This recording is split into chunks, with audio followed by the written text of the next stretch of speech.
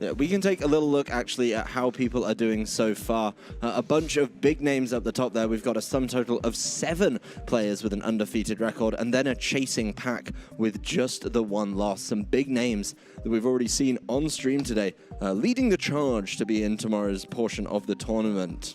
Yeah, and it looks like the players from all around the world are doing well here. Eduardo, I believe, is from Portugal, currently undefeated and at the top of the list. You know, we've seen Gabriel Agati already, you know, James Bake. All these players are, you know, people to be afraid of moving on in this tournament. You certainly would not want to face any of these undefeated or even any of the X and 1 trainers moving forwards. I mean, I think across the board there, every single region being represented, at least in this top 12, you know, we can see it's pretty awesome. A current world champion, Paul Ruiz, sitting there at 3-1, still in the pack, definitely not out.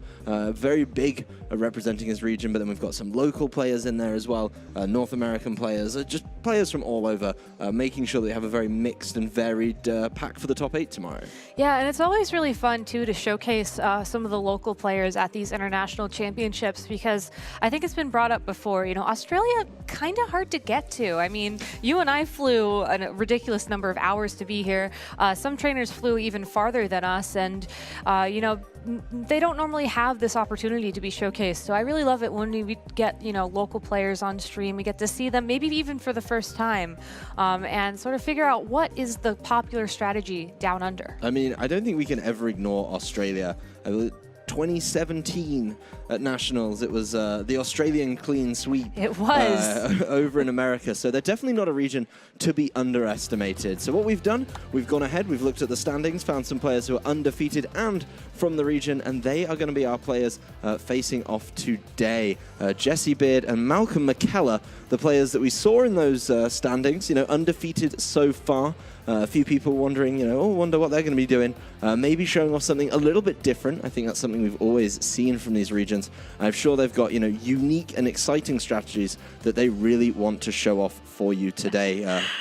No way. You know, I saw the Alolan Raichu on the desk, and I was wondering, and Team Preview confirms it. It looks like Malcolm will be on the left-hand side of your screen, and he's running that lovable duo of Alolan Raichu and Tapu Koko alongside the Kyogre Aerodactyl, Tapu Lele, and Lunala. So already an interesting pick. Yeah, and I think the important thing for Malcolm's team here is going to be what can Jesse do to stop it. His team contains Xerneas, Yveltal, Incineroar, Kartana, Amoonguss, and Jinx, a Pokemon I don't think too many people have brought to the fore, but no. One thing I think is key. If we look at these teams right now, Malcolm has total control of the terrain, and we've got that lovely slider. We talked about the terrains earlier, and I know right at the bottom of electric terrain it says boosts speed with Surge Surfer. Now, we were wondering, are people going to bring it and use it? Well, apparently the answer is a resounding yes. Malcolm's going to be in complete control of it there. Not an easy team to be going up against, though. No, you know, looking at Jesse's side of the field, he does have with him Xerneas, which is a Pokemon that is, interestingly enough, absent on Malcolm's side of the field. I think so far, these Swiss rounds, we've seen Xerneas kind of, you know, decide the speed of play.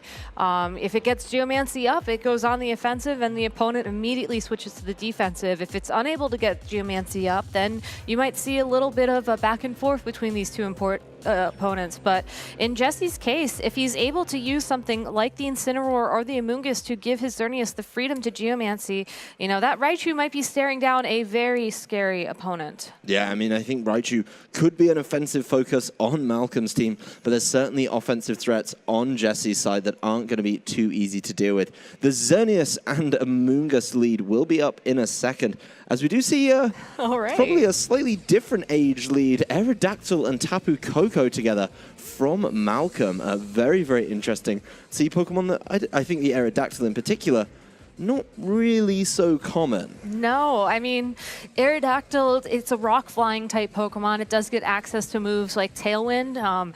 You know, I think I saw one use Skydrop once a few years back. It certainly does have options, and it's an interesting counterpick to a Pokemon like Tornadus, since it can deal some super effective damage to it in those rock-type attacks. But looking at this Amoonguss on the field, I don't really see any possibilities for Malcolm unless that Tapu Koko has something like a taunt to try and stop the Xerneas from setting up. You know, Jesse playing it very safe, but I think it's giving him a nice advantage going into this turn 1 of game 1. Yeah, I mean, I think both trainers are going to have to think very carefully about what their opponent is doing. They're definitely reacting more to their opponent than, just playing a strategy. Xerneas will protect itself for Jessie, and Aerodactyl gets to set up a Tailwind. So one of its many interesting support moves that it has action to. Tapu Koko starting off the turn with a Brave Bird, something not everyone's using in Tapu Koko's moveset, but it's picked up popularity more recently, and Amoonguss immediately removed from play. A cautious turn from Jessie has been punished by Malcolm, not only by knocking out the Amoonguss, but also setting up the Tailwind. So Malcolm, not only the Pokemon lead, he's got a board state that he absolutely loves. That Life Orb item on that Tapu Koko as well is going to be huge going into this turn too, because Tapu Koko is going to be one of the fastest things on the field. Jinx might not be able to stop it, and if it does get an attack off, it might be on that physically side of offensive, which you don't see often from Tapu Koko, but something like a Wild Charge can just deal so much scary damage. It's a very interesting take on a Pokemon that you normally see do stuff completely different. Yeah, it's definitely nice to see a variety of movesets available on Tapu Koko. It's always had at least one or two. You've always had that kind of special offensive, that supportive one. And now people moving to the physically offensive has been really interesting. It took so much damage and recoil for its troubles, but I really like he's basically said, you know what, that's fine. Jinx will find a way to stop this Tapu Koko with a modest fake out to start this turn. And as Xerneas not even going to try any kind of setup here, just getting rid of that Tapu Koko nice and easy with the Moonblast. That leaves Aerodactyl on its own, and it is going to reveal Whirlwind. So if there was a Geomancy, it wasn't going to stick. Probably the smart play then to Moonblast from Jessie, and Xerneas being switched out for its partner in kind of opposites in that way, Yveltal. So we get to see what that gets to do now. The Pokemon advantage has been removed from play, but I think the Aerodactyl's still in a fantastic position. And I want to know what that Jinx does now its Fake Out turn has been used. I'm not sure, honestly, but this Yveltal must be feeling pretty good because that Tapu Koko was arguably the scariest thing for it to worry about. And now that it's been knocked out, Yveltal has many different ways you can play it. I think one of the more popular ways to play it right now is like with an Assault Vest, so very bulky, slow, maybe Snarl to slow down Pokemon like the Kyogre on Malcolm's side of the field. We'll have to see if that's the kind of Yveltal that Jessie went for. The Jinx, I don't know what to expect from it. In the past, it does get access to Ice-type moves, which could certainly threaten down that Aerodactyl. It's also a Psychic-type Pokemon, and it gets access to some interesting support moves in that, but I think this is something that Jessie probably prepared for moving forwards, and I really want to see him reveal more information to us. Well, we don't get to see what the Yveltal's doing this turn. It's just going to protect itself from this Rock Slide from Aerodactyl. That is going to land on the Jinx, though, and it's going to be doing a whole lot of damage. Not quite enough. Not going to get the knockout because of that Focus Sash on Jinx. So good information revealed there as Kyogre just tries to thunder down that Yveltal. It's not going to get it, and Jinx is going to try and counteract this Tailwind with some Icy Winds of its own. So showing off a little bit of that support moveset. It's a whole lot of damage on Aerodactyl, but it's still going to be very, very fast, and it's still got a little bit of Tailwind to be playing around in. Of course, Jinx does get to use Dry Skin. That Rain's going to heal it up a little bit. Probably not enough to take another Rock Slide, though. Probably not, and it's interesting to see the Icy Wind on Jinx. Normally with those speed control type moves, you play them on bulkier Pokemon like Tapu Fini or, or fast Pokemon like Ludicolo. So this is something very unique that Jessie's done. He's taken the Focus Sash to guarantee one Icy Wind at least, maybe even one of another attack that he has on there as well, using the Dry Skin to sort of be able to heal health up. I want to see this Jinx maybe switch out here so that it can come in on a water type attack from that Kyogre and heal more health back with that Dry Skin. That would be awesome. Now, we do have to consider, though, of course, the Kyogre's item, always important to figure out. The Jinx does leave the field, saving itself and its Fake Out, which could be an important turn later on. It's going to be Xerneas and Yveltal on the field together, so two terrifying threats there. Yveltal will protect itself again. It will fail as Aerodactyl does get to go with the Rock Slide, connecting with both. Good damage on Yveltal. A nice bit of chip over there on the Xerneas. Kyogre, though, still got its Rain up. Still in electric terrain as well. Will land a Thunder. I think Malcolm really trying to get rid of that Yveltal as soon as possible. Doesn't want to know anything about it. And it's removed from play immediately. That was the final turn of Tailwind. and he's been able to capitalize on it fantastically. Of course, there is going to be an option for Jesse now. He's forced to bring the Jinx in, and we know it's got that fake out and potential to maybe buy a little bit of time. You have to wonder, though, how much time is Jinx going to be able to buy for its buddy Xerneas?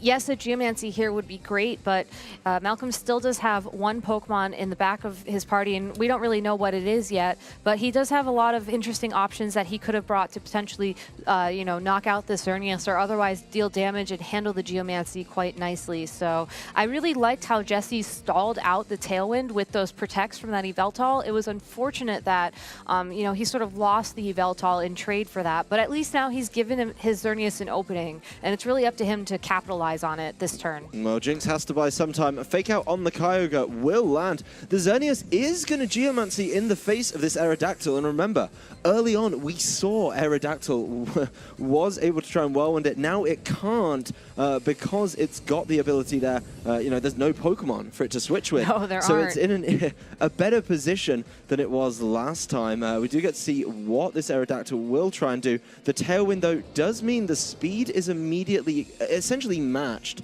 that boost. So, you know, you wonder, maybe faking out the Aerodactyl would have stopped that, and then you just would have been able to go for it if you were comfortable enough being able to take a potential hit. The electric terrain has ended, so the Thunder from Kyogre will be a little bit weaker, but the rain's still there, so you know it's going to be able to hit. It is going to be able to hit, and Kyogre really has its pick of which Pokemon it wants to target. You know, I think that a Thunder into the Xerneas would be the best move here because I just don't see the offensive threat that Jinx brings to the table right now. Yeah, well, Kyogre is going to get felled, of course, by a Moonblast. No real way around it. The Jinx are going to get knocked out in return. Xerneas taking a little bit of chip damage, but do have to remember, the Aerodactyl still moves after it because of that earlier Icy Wind. So not even the opportunity there to try and flinch the Xerneas before it gets to attack. I think Jesse Geomancing later on is definitely an interesting one. We are going to see the final Pokemon from Malcolm, the Tapu Lele, so he's bought both of his terrain setters here.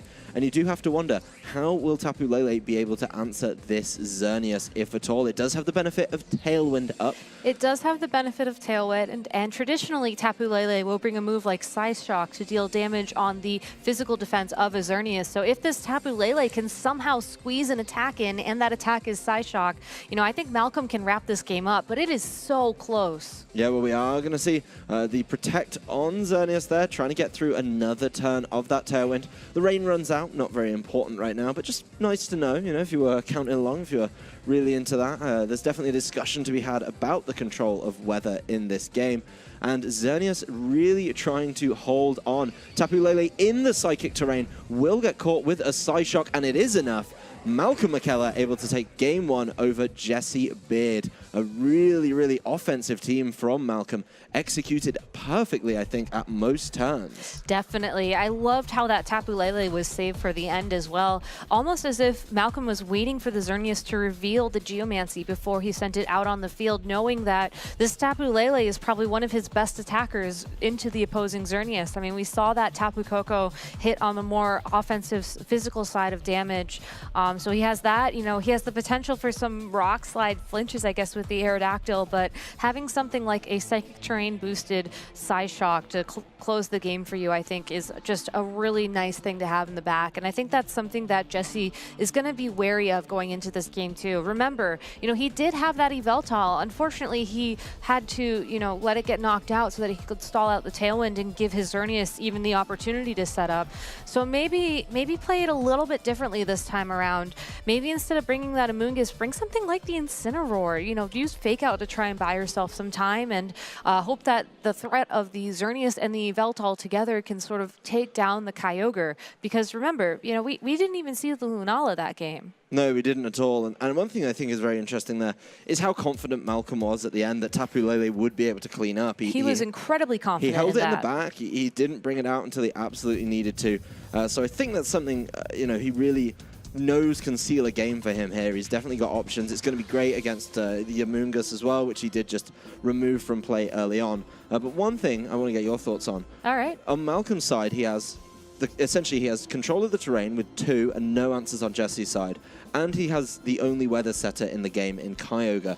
Do you think that's a problem for Jesse to be able to respond to that without those options himself, or do you think he has enough with his team selection? I think I'm going to break that question up into two parts. Weather, I don't think it's a problem for Jesse. I think the weather helps the Kyogre, but I think he has ways around it in the form of that Kartana and the Amoonguss.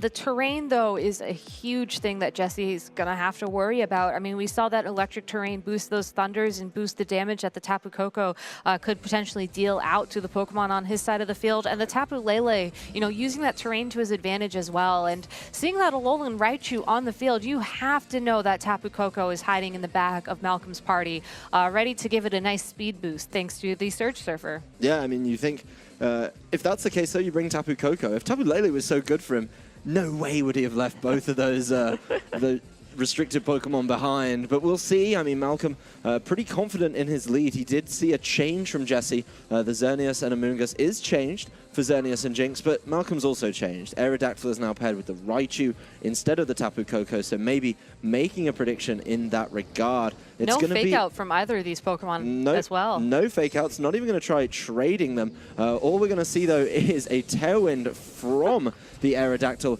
and an immediate Z-move over on Malcolm's side. Both of his Pokemon moving first. This is definitely one of those specialty Z-moves that we love to see. The Stoked Spark Surfer from Alolan Raichu. Gonna try and get so cute. It looks fantastic. Having a great time on his own tail there as he comes down, and he is going to try and do as much damage to the Xerneas as he can.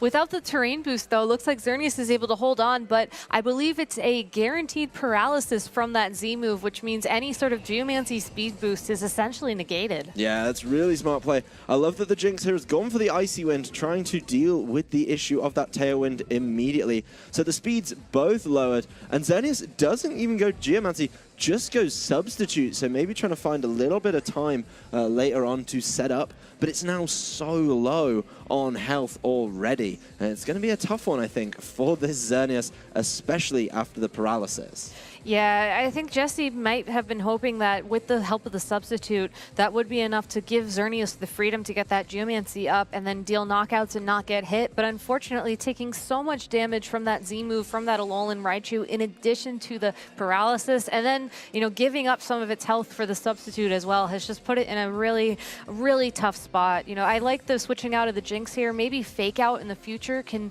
give Xerneas some time, but for now, Kartana is definitely a better offensive threat. And oof, that full paralysis as well. Yeah, Kartana comes in for the Jinx. It's going to get caught with a Rock Slide for its troubles, as will the Substitute of Xerneas. It does take the damage and doesn't fade, but Raichu just uses Nuzzle, the Kartana, on the way in, caught with a paralysis of its own. So there's Tailwind up, and both your Pokemon are paralyzed. It's going to be a bit of an uphill struggle for Jesse to get in an attack before Malcolm has the opportunity. It's an interesting form of speed control. I think in the past, Nuzzle has been Togedemaru or maybe even Pachirisu's sort of signature move, but Alolan Raichu here showing that with the help of its Z move, it can really make Nuzzle its own. And I love that Malcolm's using this plus the Tailwind for his speed control, because going into this tournament, you know, I think we've been seeing a lot of Tailwind on both sides of the field. So knowing that you have the Tailwind and then the paralysis on top of that, ooh, it's just big. Yeah, well, Aerodactyl tries to land itself a Rock Slide, trying to get rid of that Substitute. Does miss both portions of the Rock Slide, actually, and that means that the Thunderbolt from the Raichu is just going to fade at the Substitute that way. We do see the Kartana land the knockoff. It is still enough to get there on that Alolan Raichu, and Kartana gets an attack Beast Boost for its troubles. Xerneas will be free to move, no full paralysis here, and it's going to Moonblast the Aerodactyl. That means that 2 Pokemon lost for Malcolm in 1 turn. Even though he's got those paralysis in play, he's still got 1 more turn of Tailwind up, which I do like here, but he's got both of his opponent's Pokemon paralyzed, and that could be putting him in a very good position. We get to see Malcolm's back 2 right away. This game's moving at a rapid pace. Tapu Koko and Kyogre together, so 2 offensive threats right here. two very offensive threats right here. Tapu Koko going to be forced to target into that Kartana with the Beast Boost. If Kartana's allowed to attack that Kyogre, it's going to be an easy knockout, and then Malcolm's going to be down to just his last Pokemon. So we saw the Brave Bird from Tapu Koko in Game 1. I think a Brave Bird onto the Kartana this turn would be amazing, and then just Kyogre needs to deal damage and hope that, you know, when the Jinx comes back in, the Tapu Koko can maybe knock it out, and whatever that last Pokemon is from Jesse, I would assume the Yveltal, based off of what we saw in Game 1, could be handled by the Tapu Koko. So even though Jesse does have the Pokemon advantage right now, I think Malcolm still is in the lead. Yeah, well, Tapu Koko is going to start with a Wild Charge, making sure it deals with the Xerneas. And if you're looking at the Kyogre, you've got to be careful. Most of them carrying a choice item, most of them having to be cautious about what they lock into. Ooh. Kyogre decides that Thunder is going to be the choice in this instance. Landing on that Kartana, it's not going to be enough for the knockout, and it's going to get caught with a Leaf Blade in return. So just Tapu Koko left here. Certainly an interesting choice of target here from Malcolm. Kartana's got 2 Beast Boosts now. The Tailwind's over. It's still paralyzed. But, I mean, it's still a 3-to-1 Pokemon situation. Malcolm not treating that Kartana with the adequate respect it needed. No, not at all. Maybe he was hoping that something like a full paralysis would bail him out of that situation, but I think he was honestly afraid of the Geomancy threat from that Xerneas. I don't think he needed to be afraid of it in that case, which is weird to say because the answer to that is always yes, be afraid of it. But in this case, Kartana just had more offensive pressure against that Kyogre, and when you're down to 2 Pokemon, you really can't let it get to this 2-on-1 situation because that just gives your opponent 2 opportunities to attack you when you can only knock out one of those Pokemon if you're lucky. Well, Tapu Koko protecting, Yveltal protecting as well. Kartana just going to Leaf Blade. No full paralysis I've seen so far, even though he managed to land it early on. Certainly not quite what you want if you're Malcolm here. I think he's going to have to try and hope that that lands, but, you know, realistically, if you're Malcolm in this situation, you're just fishing for information. I think Seeing if Jesse gives up maybe any kind of idea about how this Yveltal is trained and its moveset.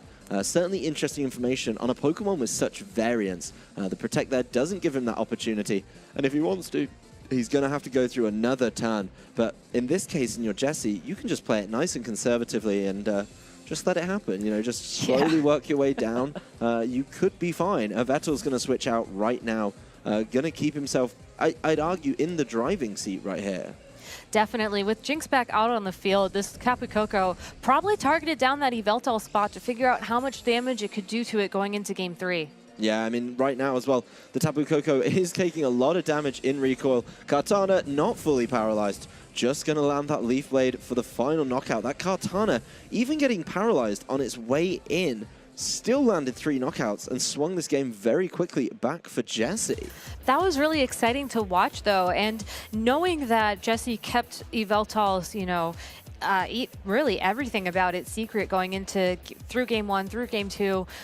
You have to wonder, maybe he's hoping that Yveltal will give him an edge going into Game 3. He showed by winning that Game 2, you know, I don't think he necessarily needs that advantage. He was able to handle the threat of the Raichu and the Aerodactyl just fine, but, you know, something that he has to respect is the threat of those fully paralyses, and you have to remember, Rock Slide can flinch. We haven't seen that yet, but, no.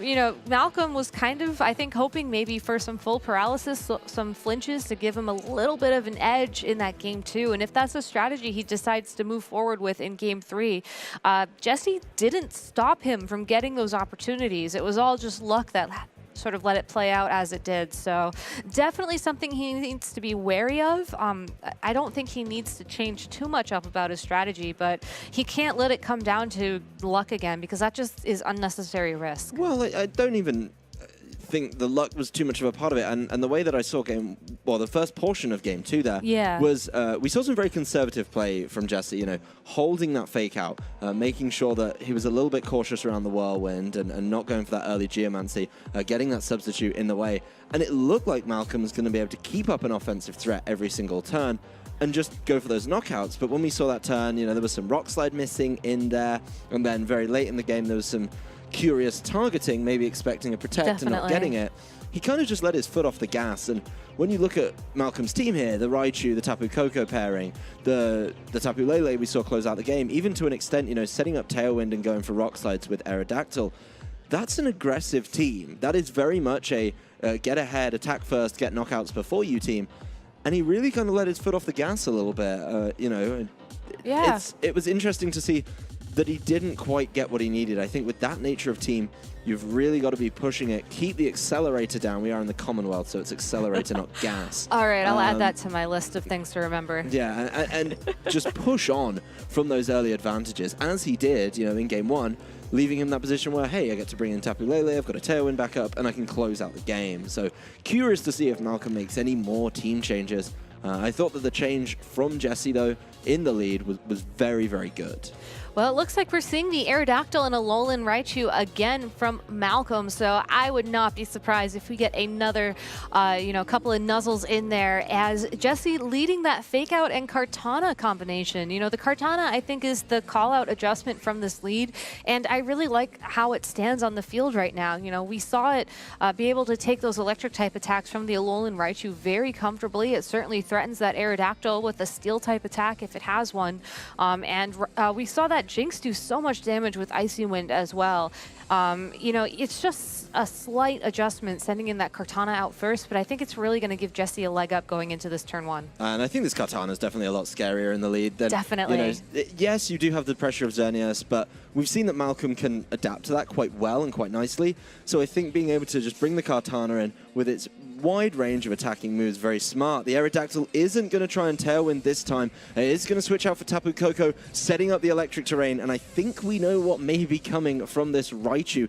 Don't make any presumptions. It may not be allowed to do it this turn because of a Fake Out. Fake Out actually heads towards Tapu Koko, leaving Raichu free to Stoked Spark Surfer. The targeting here, really, really important. You know the Jinx has the Focus Sash. You don't quite want to go there, and with the buff from the electric terrain, not only is Raichu getting its speed boosted right up there for the following kind of portion of the game, it's also getting its damage output buffed as well. So he's going to try and take an early knockout. Kartana, obviously the target. Kartana, not knocked out, will be paralyzed. It took that very comfortably, which is something that Kartana might not have been able to do with the terrain and the Z Crystal as well. So that could be an indication of what kind of Kartana this is. It might be a bulkier Kartana, might have that Assault Vest item either, but knock off from it, immediately getting the knockout on that Raichu. So you have to wonder, I mean, it's great that Malcolm got to use the Z move there, but he lost the Raichu for it. He's unable to paralyze any of the other Pokemon on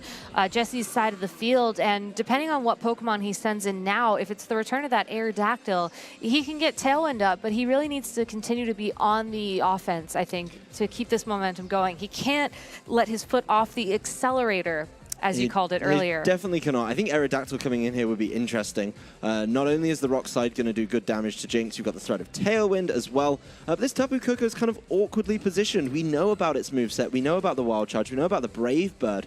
And, you know, you're really only able to take one thing out of the equation with it that way. So be very, very curious to see how it goes. You know, Kartana, as we've seen, it's taken a Beast Boost. You don't want to let it attack, as it did in Game 2, and pick up knockouts. So it is going to be a case of being a little more cautious. Jinx, not going to be able to Icy Wind. It's taken up with the Sky Drop, one of the favorite moves I have, and the Wild Charge will clean up on that Kartana. So Malcolm putting himself in a great position, I think, for the next turn. He knows that, you know, he's not going to have his speed lowered, and that Jinx isn't a concern until it's dropped. No, and when it's returned to the ground from that Sky Drop, it'll actually break the Focus Sash as well. So Malcolm's left with a really tough decision here. You know, you can Wild Charge into that Xerneas, deal a ton of damage, or you can target down that Jinx and maybe bring Jesse down to his last two Pokemon. He can't Tailwind this turn because Aerodactyl's already up in the sky. It needs to return to the field. So if Malcolm doesn't set this up the way he wants to, that Xerneas could get away with the Geomancy and start just going and getting those knockouts. Yeah, I think it's actually a really cool position for Jesse, that he's been able to kind of essentially weave in a free Geomancy at some point here, just through the switching. Jinx takes so much damage from the Sky Drop, and Tapu Koko reveals Taunt, making sure if Jesse did think this was perfect time for the Geomancy, it's not going to be allowed. Icy Wind missing the Tapu Koko. It's going to, again, connect with Aerodactyl. Big damage, as we've seen before, and that's always nice to have, the Aerodactyl being so fast. Nice to slow it down a bit, and Xerneas is shut down, so Tapu Koko really keeping that one move secret for the first two games, but Malcolm revealing it when he needs. It's not every move on his team is an attacking one, but that choice is so vital. Jesse thought, I can take Wild Charge, I can take Brave Bird. If he doubles into Jinx, we're still fine. I'll Geomancy, and Malcolm shuts it down. That Icy Wind miss as well means that Tapu Koko will be moving first this turn, and it will have its pick of targets on the opposing side of the field. So if Malcolm is worried about an Icy Wind knocking out that Aerodactyl, he can easily remove the Jinx and then work on knocking out that Xerneas in the future. Instead, playing it safe, which I gotta respect. If this Aerodactyl is able to hold on, which I don't think it will, you know, Talon would be great here, or he could be setting things up for whatever his last Pokemon is to come in and win him this game 3. Yeah, I think he wants to just let the Aerodactyl go down and put himself in a slightly different position for this one. He knows that, you know, the Jinx is going to be able to go and take that Aerodactyl out. So he lets it happen, and then Tapu Koko is in here. Does have the terrain taken away from it by this Tapu Lele, but we know just how strong this Tapu Lele can be with its complete choice of the terrains. Malcolm did not bring a single restricted Pokemon to this game 3. We joked about it, and you I thought, know. no one's insane enough to do that. Malcolm is. He's decided that, honestly, that, you know, these pairings have all been so offensive. We don't even know what Jesse's 4th Pokemon is, but, you know, if he's made a commitment and bought both his restricteds, then you've still got it in the face of a Tapu Koko. Tapu Lele moving before Tapu Koko, giving its item up really obviously there. A Dazzling Gleam will take it with that Jinx out, and Tapu Koko's Wild Charge, no terrain, still landing on the Xerneas, not enough for the knockout, probably taking much more in recoil as Xerneas will Moonblast. It will finally get the knockout on Tapu Koko it's been hoping for. So now it's Tapu Lele against a very weak Xerneas, which doesn't have its Taunt in play anymore. And one more mystery Pokemon. We know it's locked into Dazzling Gleam. There we go. It's that Yveltal. And it's not a good time for a Yveltal to come in. You know it's locked to Dazzling Gleam. You've just seen it move first, and you've got to think of your Jesse. Yeah, I'll send that in. Yeah, but this could be something that Jesse prepared for. Remember, we don't know anything about this Yveltal yet. It can't go for Sucker Punch because of the terrain, but if it can survive an attack and just target down that Tapu Lele, we know one thing. We know one thing. It doesn't have Assault Vest on it because that was on the Kartana. That's fair. Based on the Kartana taking that Stoke Spark Surfer, we know Yveltal is a little more vulnerable than some of the builds that have been flying around in this one. Xerneas going to keep itself safe, knows it needs that opportunity to attack later. Tapu Lele's Dazzling Gleam will still be spread damage. We do get to see how much it does to this Yveltal. It's not going to be enough for the knockout, and Yveltal gets to respond. No Assault Vest, but it is going to be holding a Darkinium Z. This is definitely one way for it to fight back. Usually you want to be able to do as much damage with this. Black Hole Eclipse, one shot to try and get rid of this Tapu Lele. Well, we know it's holding a Choice Scarf, which means that it's probably very offensive, and I would be surprised if that did not get the knockout. So Jesse just playing that information game perfectly, hiding that Z Crystal until the last turn of the last game, bringing him undefeated into round 6 of Swiss here at the Oceania International Championship. And that's what we were talking about at the end of game 1, the end of game 2. Crazy. He was so keen to keep Yveltal secret. You know, if you give away that there's going to be a big attack in there, that changes how Malcolm plays the end turn here. And, you know, even if he hadn't had enough to get there, you know, the Darkinium Z pushes him over that line. So keeping that secret right until he needs it in the end of game 3 when he's staring down this Tapu Lele with a Choice Scarf, able to deal good damage, Jesse manages to swing it back with that secret. So terrain really not something that Jesse has to worry about with his team if he plays it right. I mean, you were asking before that game 3, what about weather? What about terrain? I think he just showed us that, you know, he's prepared to handle those situations, even though he doesn't have a weather or a terrain user of his own. And I think that's great. You know, that's great preparation. He's shown us that you can make it work. And I think that just goes to show you how strong of a player he is to be able to maneuver around that. Yeah, and I think one thing that's interesting on Malcolm's side, you know, we talked about his offense a lot in between the games. Without bringing, I mean, we didn't see Lunala once in the whole set. Without bringing Kyogre, was his offensive power a little bit lower than, you know, it's obviously hard to say. Tapu Koko and Tapu Lele are fantastic attackers. They always have been, they always will be. But Kyogre's just got a little bit more in the tank. that kind of change, I think, would have been interesting. But Jesse, you know, fantastic play, holding on to a Vettel right when he needed it. Black Hole Eclipse, just end the game. Just and call it time. You have to wonder, too. I mean, Malcolm saw Jesse sort of play very conservatively around that Yveltal. And Yveltal, Dark-type Pokemon, Lunala, Ghost-type Pokemon, not exactly the best friends there. I think leaving Lunala, fine. There's really no joy for Lunala in this matchup. Leave it at home. Don't worry about it. And let him watch from the sidelines. But I think Kyogre, you know, pairs up nicely with the Tapu Koko. Certainly something to be looked at there. And, Definitely. And that's something that a lot of players have found, I think, as they team build. Yes, you can build these very, very offensive teams, but when they fall short, as we saw at the end of Game 3 there, and you don't get a knockout, you just get knocked out so easily in return. Yeah, and I'm really curious to see how you know, Malcolm's going to continue playing out this tournament with that hyper-offensive team. I mean, he's only X-1. If he wins out, we could potentially be seeing him in top 8 tomorrow. So it's kind of a big risk-reward kind of thing, right? You know, you go into one of these long tournaments with, you know, 7 rounds of Swiss, and you just hope for the best. And if you get those matchups that you're comfortable with, and you're able to, you know, really kind of keep your head on and play that offensive game, game after game after game for all those rounds, you can pull through. But it's just so much more, I guess, mentally taxing compared to maybe some slower strategies. I think the big thing about it is the targeting always has to be spot on, and you always have to be getting knockouts. Exactly. And, you know, we talk about keeping up the pressure. In the beginning of that first game, okay, he goes immediately for Stoke Spark Surfer. He gets that confirmation Kartana's carrying the Assault Vest, and he doesn't get the knockout. So from there, he's already behind in the momentum. And when you kind of struggle with that, you lose the Pokemon immediately in return to the knockoff. You didn't see the fully paralysis come through. And I think from there, you know, that team already kind of is a step behind. And with these teams that want to turn the screw right from the start, you just can't afford that. He didn't get a tailwind in Game 3.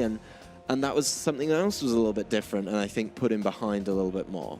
Yeah, definitely. But really, well played to Jesse. I think it's very scary facing down those kind of offensive teams, you know?